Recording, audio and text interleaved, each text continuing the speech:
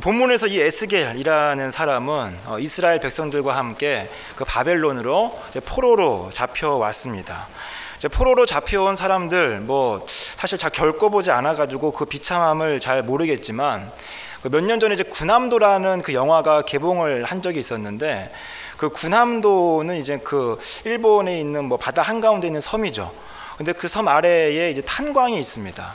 근데 그 탄광에 묻혀 있는 석탄을 캐는 게 굉장히 깊이 묻혀 있기도 하고 또 갱도도 좁아가지고 이게 파내기가 힘든데 이제 그 일을 일본 사람을 안 시키고 이제 포로로 이제 잡아가지고 간 이제 우리나라 특별히 어린 10살을 간 넘은 이제 그런 아이들을 이제 그 갱도에 들어가게 해서 석탄을 이렇게 하루에 14시간, 15시간 파괴하는 이제 그런 내용을 들었는데 일제 식민지를 경험을 우리가 했죠. 그래서 간접적으로나마 이야기를 들어서 그때 끌려간 이런 노동자들, 위안부들 이런 사람들의 얘기를 들으면서 얼마나 포로로 끌려가는 것이 비참한가, 비통한가 그런 것을 우리는 간접적으로 어느 정도 알 수는 있습니다.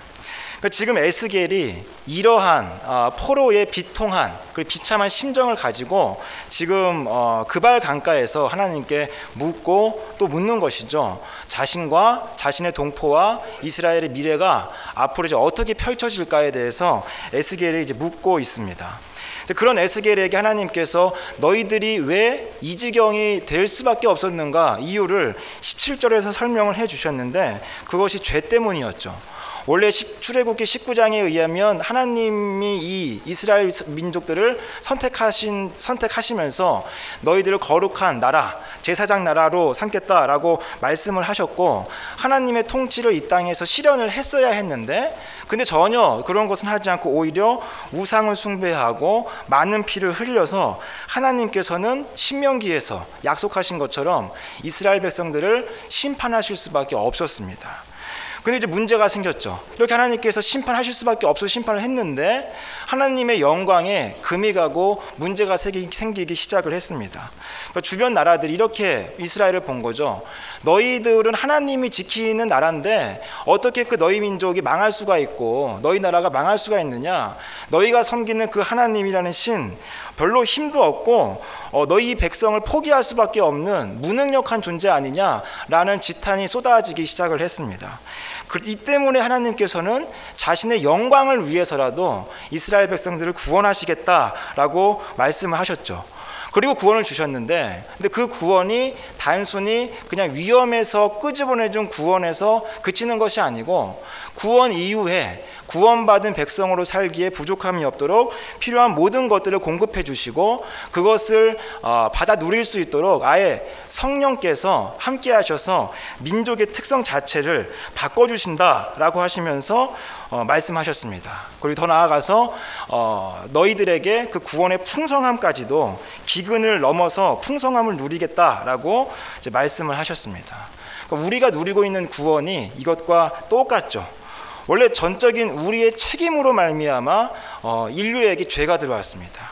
그 들어온 죄로 말미암아 공의대로라면은 모든 사람들이 심판을 받아서 마땅하지만 하나님께서 세상을 사랑하셨죠. 사랑하신 이유가 뭔가 우리가 사랑할 만한 그런 구석이 있어서 사랑하신 것이 아니고 하나님의 성품상 우리를 사랑하실 수밖에 없기 때문에 우리를 사랑하셨고 구원해 주셨고 하나님의 자녀로 삼으셔 주셨습니다. 더 나아가서 구원의 풍성함까지도 누리게 하셨죠. 방금 말씀드린 이 내용들이 바로 16절부터 30절까지의 내용입니다.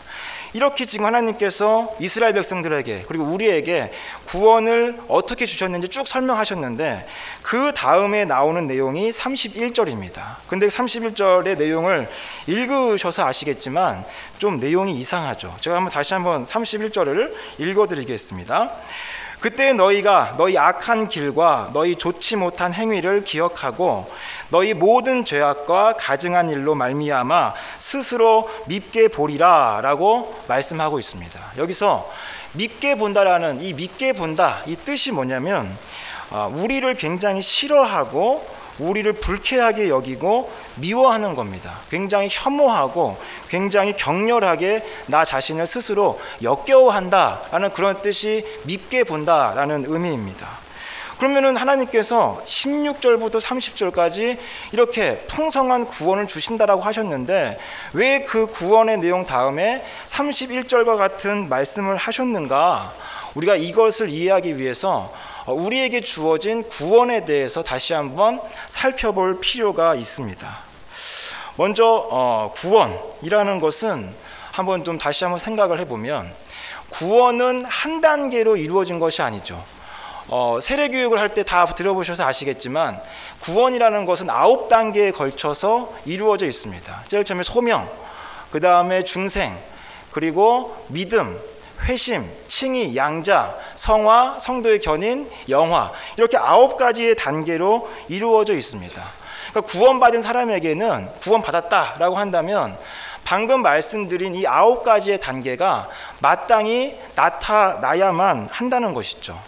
그리고 근데 이 사람마다 구원을 받았지만 구원을 받는 그리고 구원을 이루어가는 그 양상이 다 다릅니다. 그래서 어떤 사람에게는 이 9가지 중에서 몇 가지가 한꺼번에 나타날 수도 있는데 어떤 사람은 한 단계 한 단계 차근차근 논리적으로 순서로 가면서 오랜 시간이 걸리면서 구원을 이루어가는 이제 그런 경우가 있습니다. 그러니까 구원의 양상은 사람마다 다 다르지만 어쨌든 구원받은 사람이라면 방금 말씀드린 이 9가지의 단계, 영화는 이제 죽어서 하는 거니까 그거 빼놓고 8가지의 단계가 모습이 신자라면은 반드시 나타나야만 한다라는 것이죠.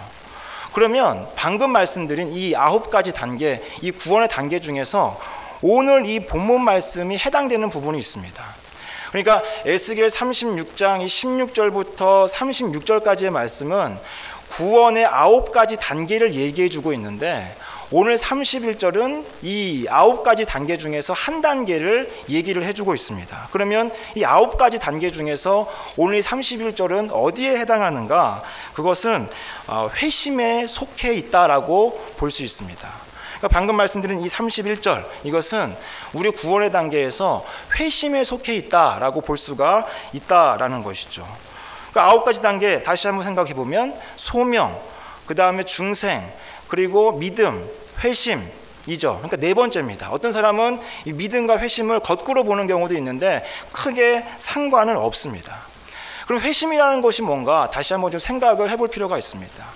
회심이란 게 뭔가? 회심이라는 것은 중생한 사람, 거듭난 사람이 죄만을 추구하는 자신의 마음을 하나님께로 돌이키는 것, 그것을 회심이라고 얘기합니다. 양극단이 있죠.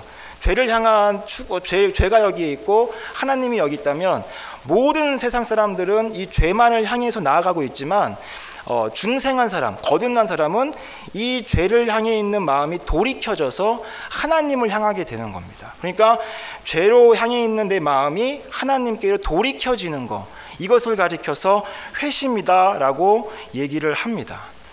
그러면 이 회심하고 회개는 어떤 차이가 있을까? 또 궁금해지기 시작을 하죠.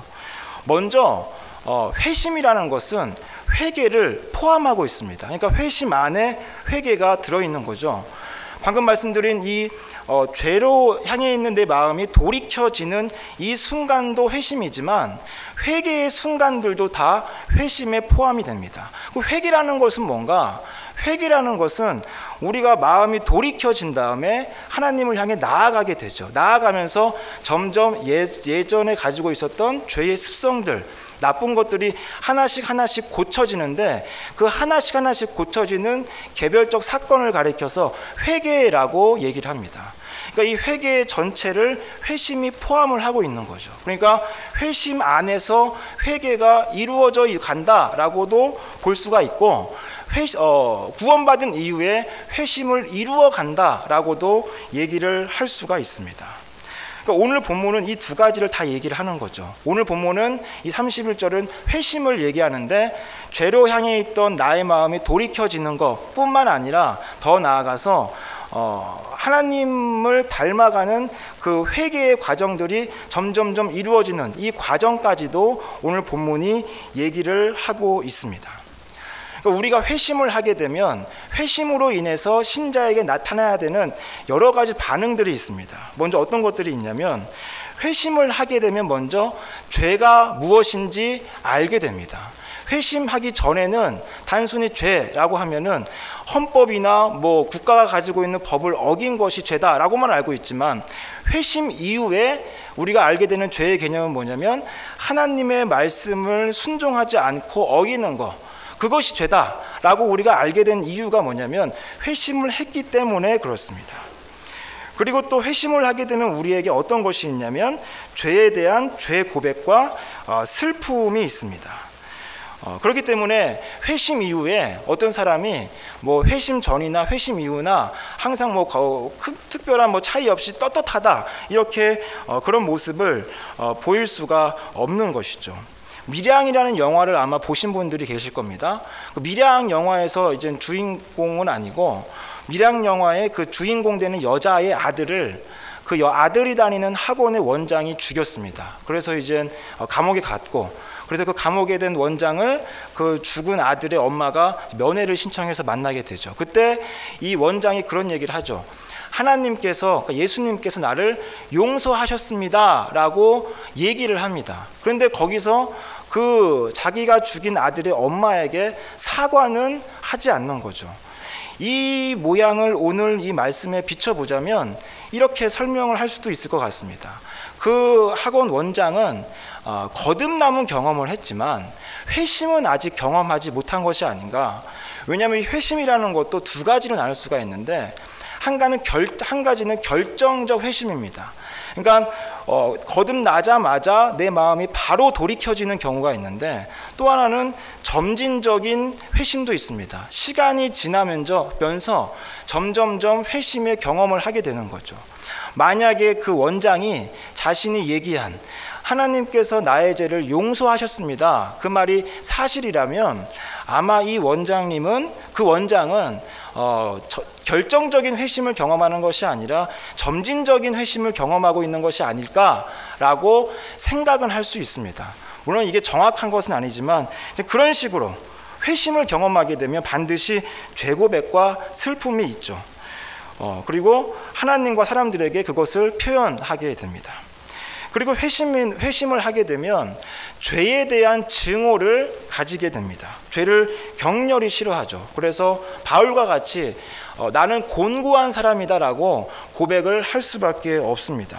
그리고 마지막으로 진정한 회심에는 나의 모든 죄를 하나님께서 용서하셨다라는 확신과 함께 평안과 기쁨과 즐거움, 그런 진심 어린 기쁨이 그 회심과 함께 나타나게 될 수밖에 없습니다.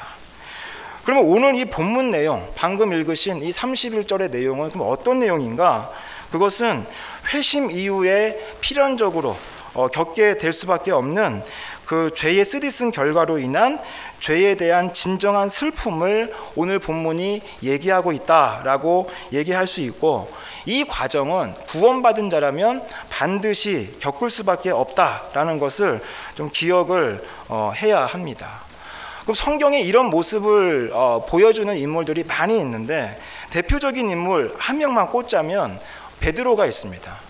이 베드로가 누가복음 5장에서 이런 얘기가 나오죠. 베드로가 밤새 물고기를 잡았는데 못 잡았습니다. 그리고 나서 이제 집으로 아침에 돌아왔는데 그 모습을 본 베드로에게 한 예수님께서 너 다시 그 자리에 가서 물고기를 잡으라라고 얘기했죠. 그러니까 베드로는 그 얘기를 듣고 코웃음을 칩니다.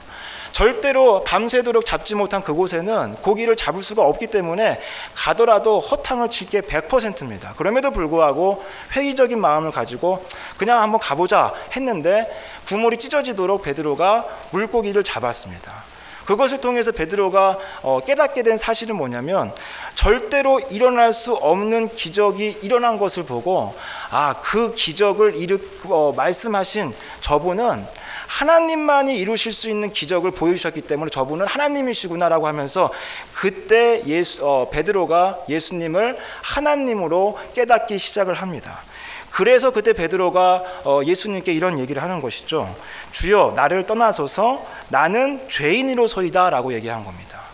구약 성경의 배경을 가진 인물들은 이런 생각이 있었죠.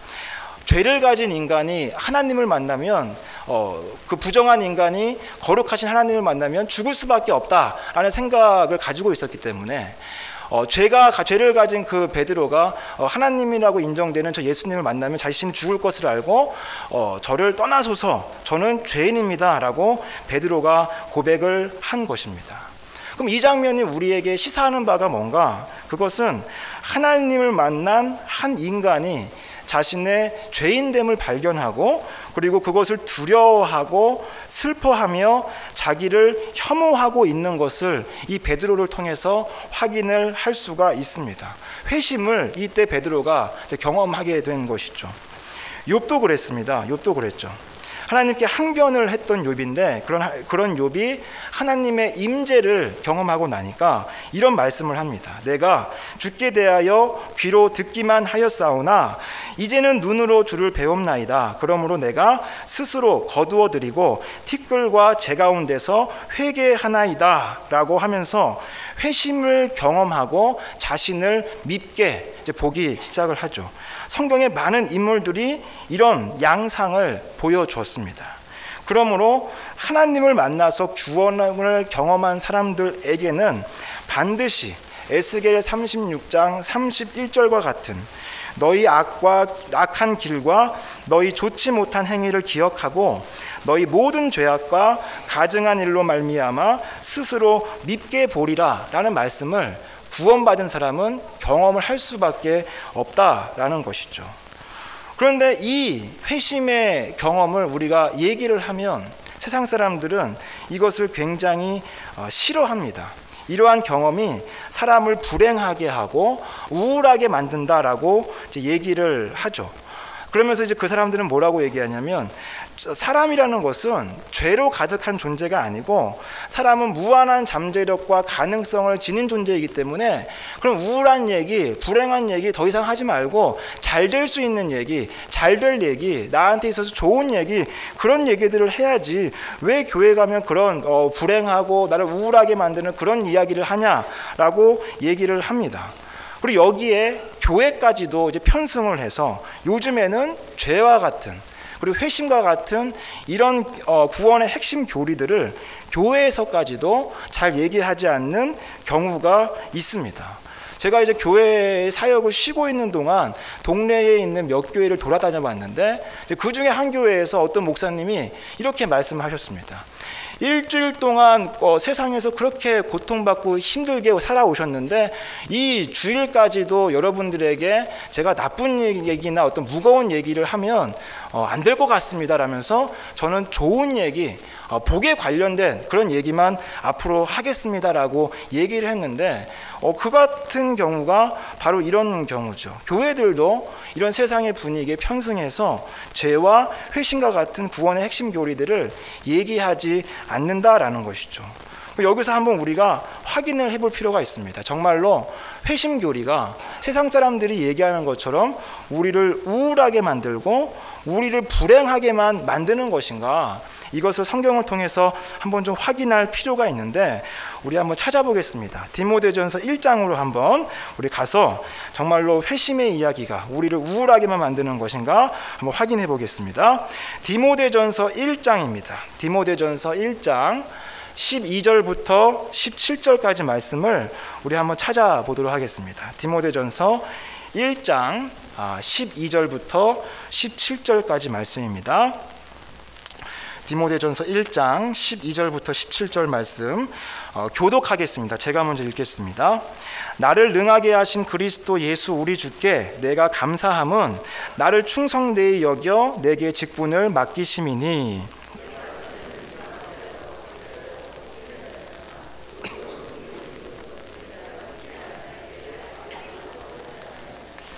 우리 주의 은혜가 그리스도 예수 안에 있는 믿음과 사랑과 함께 넘치도록 풍성하였도다.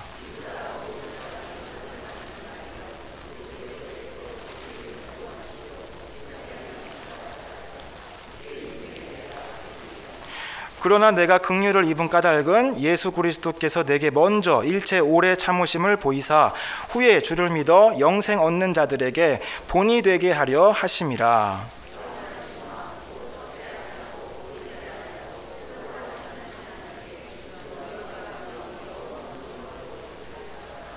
아멘.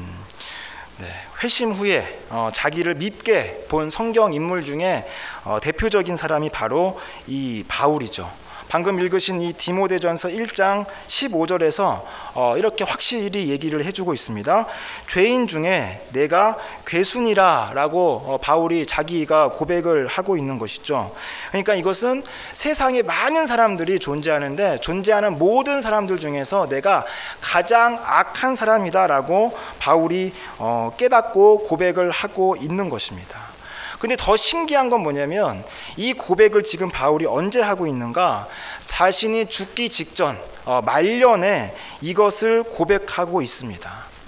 그럼 이런 고백을 한 바울이 평소에는 어떤 사람이었는가? 성경을 통해서 바라보면 회심 전에 그는 자신을 가리켜서 뭐라고 얘기했냐면 빌립보서 3장 6절에서 이렇게 얘기를 하죠. 율법에 흠이 없는 자였다라고 얘기를 하고 있습니다.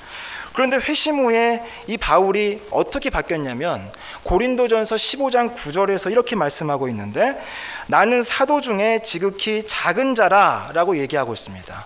회심 후에 뭐라고 얘기하냐면 나는 사도들 중 그 13명 중에 가장 작은 자다라고 얘기를 하고 있습니다. 가장 학식이 뛰어났고 가장 배경이 좋은 인물이었음에도 불구하고 나는 사도들 중에서 가장 못한 자다라고 고백을 했죠.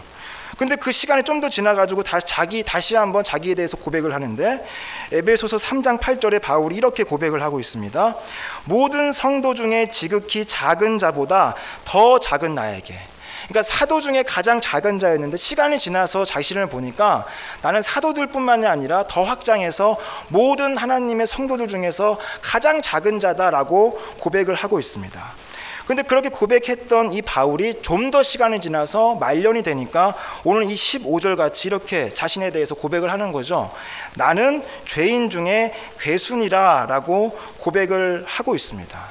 이것을 통해서 우리가 알 수 있는 바울의 사실은 무엇인가? 그것은 바울은 자신이 예수님을 만난 이후의 모든 삶이 회심으로 가득 차 있다라고 얘기를 할 수가 있습니다.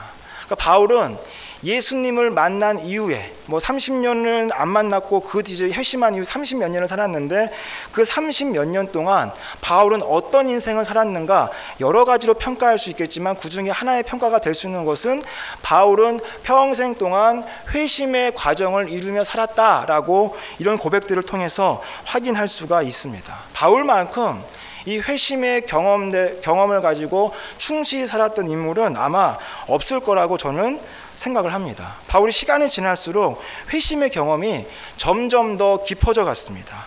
하나님의 은혜를 더 많이 풍성히 느끼면 느낄수록 이 바울은 그 은혜를 받은 자신을 돌아보기 시작을 하는 거죠. 그러면서 내가 어떤 상태에서 하나님께 은혜와 구원을 받았는가, 은혜 받기 이전에 내가 얼마나 비참했는가, 그리고 나를 그렇게 비참하게 한 그 죄라는 것은 얼마나 악한 것인가, 이런 것들을 시간이 지날수록 더 많이 깨달아지면서 바울은 죄와 그 죄를 가지고 그 죄에서 끝까지 헤어나올 수 없는 자신을 점점 더 밉게 보고 증오를 하게 된 것이죠.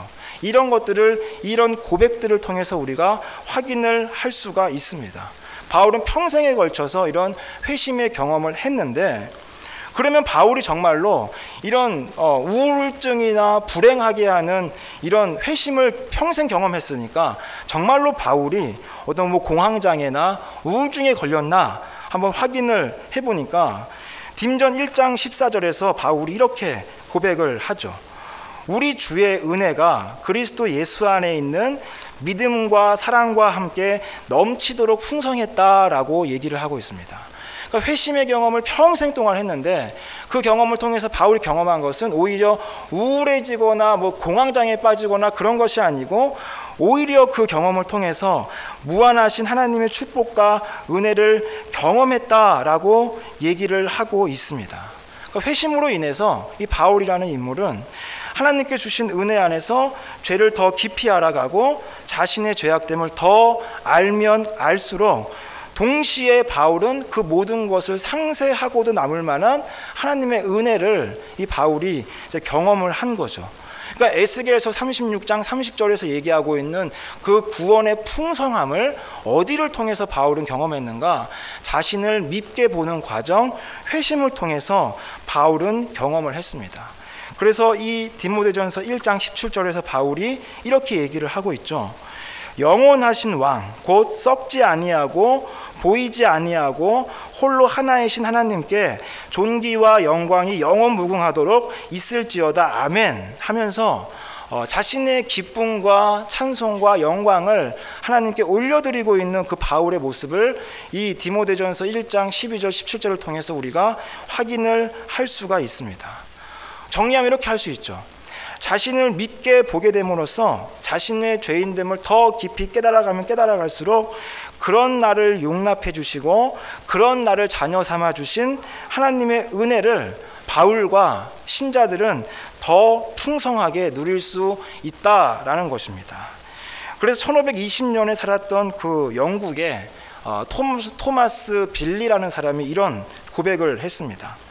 죄인 중에 내가 괴순이라 라는 그 바울의 회심의 고백을 통해서 하나님의 가르침과 내적인 역사로 말미암아 죄책감으로 상처 입고 거의 절망에 빠져 있던 나의 마음을 기쁨으로 들뜨게 하였다. 나는 즉시 내적으로 놀라운 위로와 평정을 느꼈다. 그 후 성경은 내게 꿀과 송이꿀보다 달게 느껴지기 시작했다라고 우리의 신앙의 선배가 많은 그리고 신앙의 선배들이 고백을 하고 있는 것이죠.